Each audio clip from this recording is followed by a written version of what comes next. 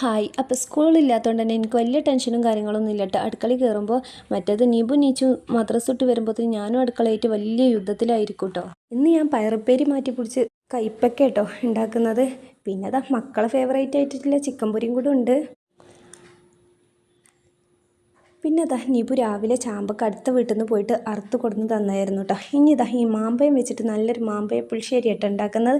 അപ്പോൾ ഒരു പാത്രത്തിലൂടെ മാമ്പഴം തൊലി കളഞ്ഞിട്ട് ഇട്ട് കൊടുത്തിട്ടുണ്ട്. അതിലോട്ട് പച്ചമുളക്, ശർക്കര, മഞ്ഞൾ, മുളക്, ഉപ്പും കൂടെ ഞാൻ ചേർത്ത് കൊടുത്ത് ലേശം കൂടി വെള്ളം കൂടി പറഞ്ഞിട്ട് ഞാൻ അടച്ചു വെച്ചിട്ടുണ്ട് കേട്ടോ. ഇനി ഇതാ നല്ല തേങ്ങ ചിരകിയിട്ട് മഞ്ഞൾ, ചെറിയ ജീരകം കൂടെ ചേർത്തിട്ട് നന്നായിട്ട് തന്നെ അരച്ചെടുത്തിട്ട് ഈ ഒരു മാമ്പഴക്കറിക്ക് ഞാൻ ഒഴിച്ച് കൊടുത്തിട്ടുണ്ട്. പിന്നെ കുറച്ച് തൈരും കൂടെ പാർന്ന് കൊടുത്തിട്ട് നന്നായിട്ട് തന്നെ ഇളക്കിയെടുക്കുക. ഇനി ഒരു പാത്രത്തിലോട്ട് കുറച്ച് എണ്ണ പാർന്നിട്ട് ഉലുവ, കടുക്, വറ്റൽമുളക്, കറിവേപ്പില, കാശ്മീരി മുളക് പൊടിയും കൂടി ചേർത്തിട്ട് ഇതൊക്കെ നല്ല വറവിട്ടിട്ട് ഇതിലോട്ട് ഒഴിച്ച് കൊടുത്തിട്ടോ. നമ്മുടെ മാമ്പഴ പുളിശ്ശേരി റെഡി ആയിട്ടുണ്ട്.